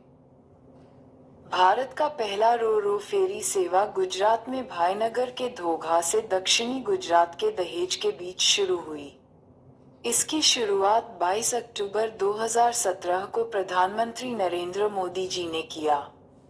भावनगर के घोघा से दक्षिणी गुजरात के दहेज के बीच की दूरी सड़क यात्रा के दौरान 360 किलोमीटर पड़ती है, जबकि समुद्र के रास्ते ये दूरी मात्र 32 किलोमीटर रह जाती है। इस कारण सड़क यात्रा से लगने वाला 7 से 8 घंटे की दूरी रो रो फेरी के माध्यम से मात्र 1 घंटे में तब्दील हो जाता है। 14. भारत की जनगणना 2011। भारतीय संविधान की धारा 246 के अनुसार देश की जनगणना कराने का दायित्व संघ सरकार को सौंपा गया है। ये संविधान की 7वीं अनुसूची की क्रम संख्या 69 पर अंकित है। जनगणना संगठन केंद्रीय गृह मंत्रालय के अधीन कार्यरत है, जिसका उच्चतम अधिकारी भारत का महापंजीयक एवं जनगणना आयुक्त होता है। ये देश भर में जनगणना संबंधी कार्यों को निर्देशित करता है तथा जनगणना के आंकड़ों को जारी करता है। वर्तमान में भारत के महापंजीयक एवं जनगणना आयुक्त डॉक्टर सी चंद्रमौली हैं। इनसे पूर्व इस पद पर देवेंद्र कुमार सिकरी 2004 से 2009 तक थे।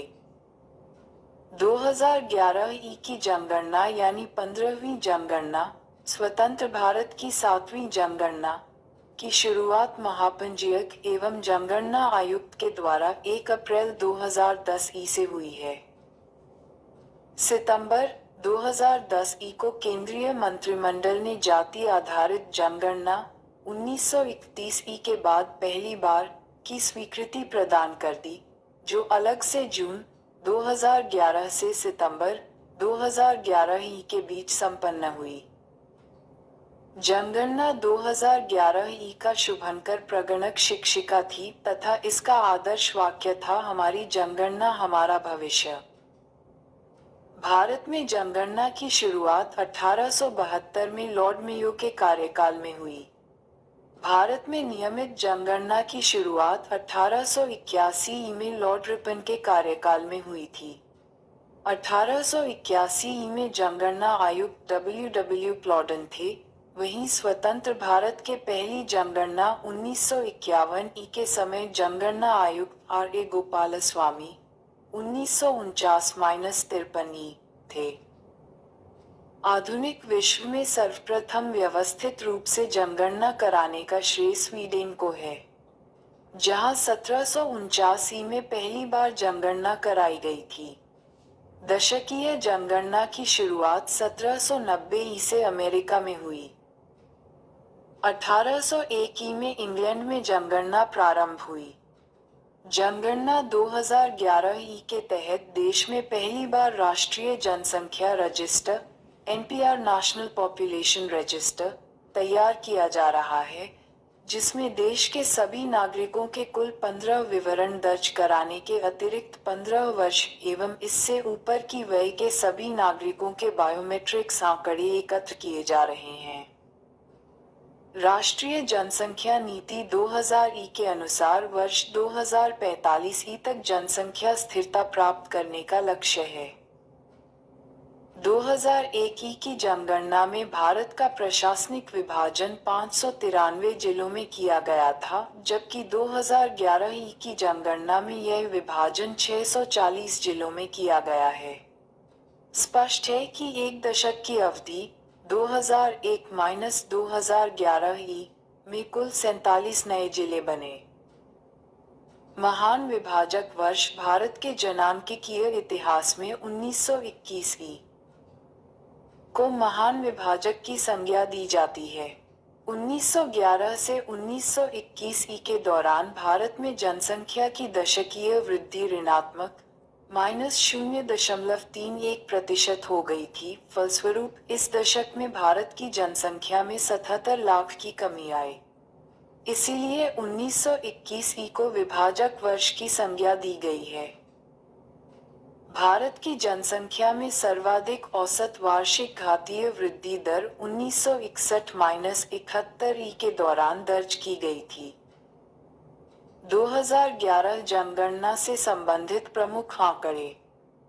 2011 की जनगणना के अनुसार भारत की कुल जनसंख्या 1,21,08,54,977 है, जिसमें 62,32,70,258 51.47% पुरुष एवं 58,75,84,719 48.53% महिलाएं हैं। 2011 जनगणना के अनुसार भारत की कुल जनसंख्या विश्व की कुल जनसंख्या का 17.5% है। जनसंख्या में वार्षिक वृद्धि दर 1.97% से घटकर 1.64% हो गई है, जबकि दशकीय वृद्धि दर 21.54% से घटकर 17.7% हो गई है। नागालैंड की दशकीय वृद्धि दर ऋणात्मक -0.6% रही। जनसंख्या घनत्व 325 व्यक्ति प्रति वर्ग किमी से बढ़कर 382 व्यक्ति प्रति वर्ग किमी हो गया है। लिंगानुपात 933 से बढ़कर 943 हो गया है। शिशु लिंगानुपात 0-6 वर्ष 927 से घटकर 918 हो गया। जनसंख्या में साक्षर लोगों की संख्या 64.84% से बढ़कर 73% हो गई है। पुरुष साक्षरता 75.26% से बढ़कर 80.9% एवं महिला साक्षरता 53.67% से बढ़कर 64.6% हो गई। ग्रामीण क्षेत्र में न्यूनतम साक्षरता दर वाला राज्य आंध्र प्रदेश 60.4% है। शहरी क्षेत्र में न्यूनतम साक्षरता वाला राज्य उत्तर प्रदेश 75.1% है। ग्रामीण क्षेत्र में सर्वाधिक साक्षरता वाला राज्य केरल 93% है। देश में अब तक पूर्ण साक्षर घोषित किए गए एकमात्र राज्य केरल है। जनगणना 2011 ई के अनुसार देश में अनुसूचित जाति (एससी) के व्यक्तियों की कुल संख्या 20.14 करोड़ है, जो देश की कुल जनसंख्या का 16.6% है। 2001 में ये 16.2% थी। 2011 ई में अनुसूचित जातियों में लिंगानुपात 945 है। 2001 से 2011 ई के दौरान देश में अनुसूचित जाति की दशकीय वृद्धि दर 20.8% रही। 2011 ई के जनगणना के अनुसार देश में अनुसूचित जनजाति (एसटी) के व्यक्तियों की कुल संख्या 10.43 करोड़ है, जो देश की कुल जनसंख्या का 8.6% है। 2001 में वह 8.2% थी। 2011 ई में अनुसूचित जनजातियों (एसटी) का लिंगानुपात 990 है। 2001 से 2011 ई के दौरान देश में अनुसूचित जनजातियों (एसटी) की दशकीय वृद्धि दर 23.7% रही। जनगणना 2011 के अनुसार देश की कुल जनसंख्या में नगरीय जनसंख्या 31.2% है, जबकि ग्रामीण जनसंख्या 68.8% है। 2001 में नगरीय जनसंख्या 27.8% तथा ग्रामीण जनसंख्या 72.2% थी। जनगणना 2011 केंद्र शासित प्रदेश। सर्वाधिक जनसंख्या वाला केंद्र शासित प्रदेश दिल्ली, दूसरा एवं तीसरा स्थान क्रमशः पुदुचेरी एवं चंडीगढ़ है व न्यूनतम जनसंख्या वाला केंद्र शासित प्रदेश लक्षद्वीप है। सर्वाधिक दशकीय वृद्धि वाले केंद्र शासित प्रदेश दादरा एवं नगर हवेली 55.9%, दूसरा एवं तीसरा स्थान क्रमशः दमन व दीव 53.8%, पुदुचेरी 28.1% है व न्यूनतम दशकीय वृद्धि दर वाले केंद्र शासित प्रदेश लक्षद्वीप 6.3% है। सर्वाधिक जनघनत्व वाले केंद्र शासित प्रदेश दिल्ली 11,320 है व न्यूनतम जनघनत्व वाले केंद्र शासित अंडमान निकोबार द्वीप समूह 46 है। जनघनत्व में दूसरा स्थान चंडीगढ़ 9,258 का है। सर्वाधिक लिंगानुपात वाले केंद्र शासित प्रदेश पुदुचेरी 1,037 है व न्यूनतम लिंगानुपात वाले केंद्र शासित प्रदेश दमन व द्वीप 618 है। लिंगानुपात में दूसरा स्थान लक्षद्वीप 947 का है। सर्वाधिक शिशु 0-6 वर्ष लिंगानुपात वाला केंद्र शासित प्रदेश अंडमान एवं निकोबार द्वीप समूह 968 है व न्यूनतम शिशु लिंगानुपात वाला केंद्र शासित प्रदेश दिल्ली 8.71 है। शिशु लिंगानुपात में दूसरे स्थान पर पुदुचेरी 967 है। सर्वाधिक साक्षरता प्रतिशत वाला केंद्र शासित प्रदेश लक्षद्वीप 91.8% है व न्यूनतम साक्षरता प्रतिशत वाला केंद्र शासित प्रदेश दादरा एवं नगर हवेली 76.2% है। साक्षरता प्रतिशत में दूसरा स्थान दमन एवं दीव 87.1% है। सर्वाधिक पुरुष साक्षरता वाला केंद्र शासित प्रदेश लक्षद्वीप 95.6% है एवं न्यूनतम पुरुष साक्षरता वाला केंद्र शासित प्रदेश दादरा नगर हवेली 85.2% है। सर्वाधिक महिला साक्षरता वाला केंद्र शासित प्रदेश लक्षद्वीप 87.9% है और न्यूनतम महिला साक्षरता वाला केंद्र शासित प्रदेश दादरा एवं नगर हवेली 64.3% है। केंद्र शासित प्रदेशों में सर्वाधिक नगरीय जनसंख्या एवं नगरीय जनसंख्या प्रतिशत दिल्ली का है व न्यूनतम नगरीय जनसंख्या प्रतिशत अंडमान निकोबार द्वीप समूह 37.7% का है। जनसंख्या की दृष्टि से सबसे छोटा केंद्र शासित प्रदेश लक्षद्वीप 64,473 है। सर्वाधिक एससी जनसंख्या प्रतिशत वाला केंद्र शासित प्रदेश चंडीगढ़ 18.9% है, लेकिन दिल्ली सर्वाधिक एससी जनसंख्या वाला 28.12 लाख केंद्र शासित प्रदेश है। लक्षद्वीप तथा अंडमान निकोबार द्वीप समूह में कोई भी अनुसूचित जाति एससी निवास नहीं करती है। 20. भारतीय जनजातियां। भारतीय संविधान के अनु -366(25) के अनुसार जनजाति से तात्पर्य उन जनजातीय समुदायों के अंशों या समूहों से है जो संविधान के अनु -342 के तहत अनुसूचित जनजातियों के रूप में माने गए हैं। जनजातीय विकास विभाग भारत सरकार के अनुसार भारत में जनजातीय समुदायों की संख्या 550 है। राष्ट्रीय जनजातीय अनुसंधान संस्थान नई दिल्ली में है। 2011 के जनगणना के अनुसार जनजातियों की जनसंख्या संपूर्ण भारत की जनसंख्या के 8.6% है।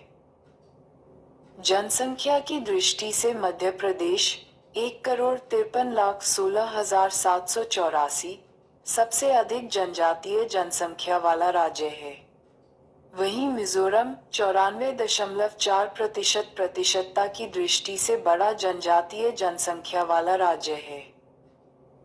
संविधान के 89वां संशोधन 2003 के द्वारा एक राष्ट्रीय अनुसूचित जनजाति आयोग अनु 338 की स्थापना की व्यवस्था की गई है। इस आयोग के प्रथम अध्यक्ष यूएस धेबर को बनाया गया। वर्ष 2011 में हुई जनगणना के अनुसार जनसंख्या की दृष्टि से भारत की सबसे बड़ी जनजाति भील है, जिसकी जनसंख्या 1,69,00,000 है। भारत की दूसरी सबसे बड़ी जनजाति गोंड है, जिसकी जनसंख्या 43,57,918 है। तीसरे स्थान पर संथाल जनजाति है। वर्ष 2011 के जनगणना के अनुसार भारत का सबसे कम जनजाति जनसंख्या वाला राज्य मेघालय 2.5% है, जबकि सबसे अधिक जनजाति जनसंख्या वाला राज्य मध्य प्रदेश है। जिरवा जनजाति अंडमान निकोबार को विश्व की सबसे पुरानी जनजाति माना जाता है। थकरबापा को आदिवासियों के मसीहा के उपनाम से जाना जाता है। भारत की सर्वाधिक आद्य जनजाति प्रिमिटिव ट्राइब गोंड है। शोम्पेन जनजाति निकोबार द्वीप समूह में पाई जाती है। टोडा जनजाति नीलगिरी की पहाड़ियों पर निवास करती है। थारू जनजाति दीपावली को शोक त्योहार के रूप में मनाती है। मिथुन त्योहार नागा जनजाति का है। नायर जनजाति में परिदर्शक पति विजिटिंग हस्बैंड की अवधारणा पाया जाता है। टोडा जनजाति पशुपालक है तथा भैंस पालने का काम करती है। संथाली लोग पुजारी को नायक कहते हैं। हो, उरांव एवं मुंडा जनजातियों में धार्मिक पुरुष को पाहन कहते हैं, जबकि छत्तीसगढ़ के गोंड उन्हें वैगा और केरल के कत्रिकर एवं यूराली उन्हें प्लाथी कहते हैं। जनजातियों की शैक्षणिक संस्था को युवागृह या घुमकुड़िया कहा जाता है। नाच गाकर अपनी जीविका कमाने वाली दक्षिणी राजस्थान की जनजाति गरासिया है। गोंड जनजाति के बोली में गीत को पाटा और गाने को बराना कहते हैं। ददरिया कर्मा और सुआ गोंड जनजाति के प्रमुख लोक नृत्य हैं। कोरबा आदिवासियों में पुनर्विवाह को मैयारी कहते हैं। बिरहोर आदिवासियों का निवास स्थान टंडा कहलाता है। लोहा गलना असुर जनजातियों का एक पारंपरिक पेशा है। टोडा तोड़ा जनजाति मुख्यतः तमिलनाडु में निवास करती है। फागों पर्व से पहाड़ी खड़िया की आर्थिक स्थिति उजागर होती है। बिल्मा नृत्य बैगा जनजाति, मध्य प्रदेश, छत्तीसगढ़ एवं झारखंड द्वारा किया जाता है। भुजिया जनजाति में रसोईधर को लाल बंगला कहते हैं, जो धर के बाहर रहता है। कमार जनजाति की आजीविका पारंपरिक रूप से बौस पर आधारित है। अगरिया जनजाति लोहासुर को अपना देवता मानती है।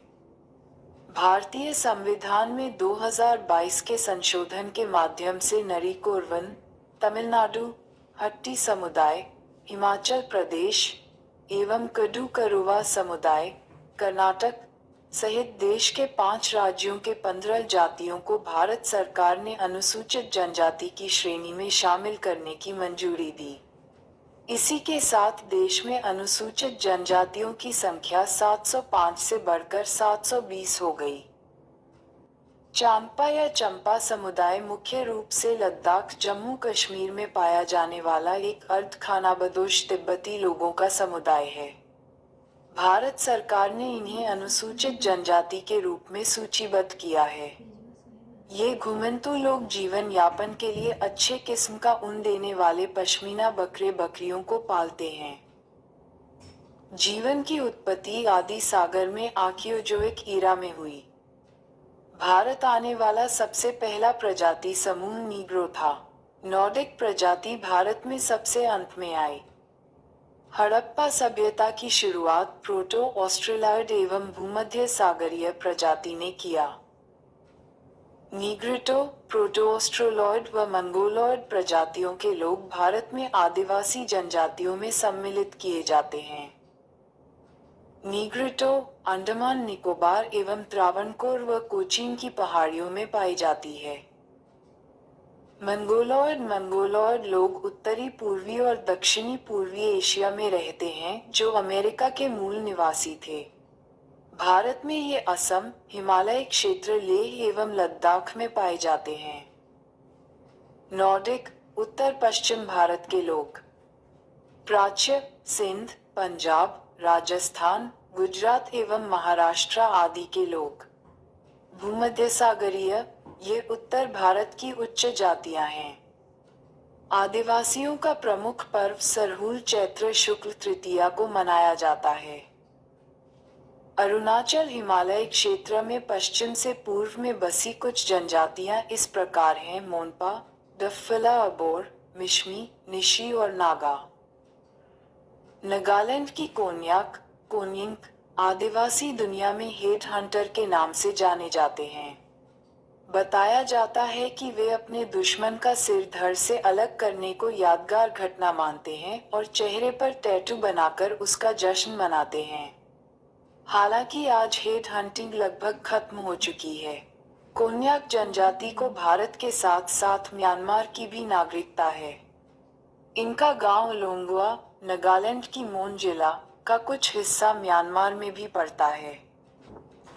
Thank you.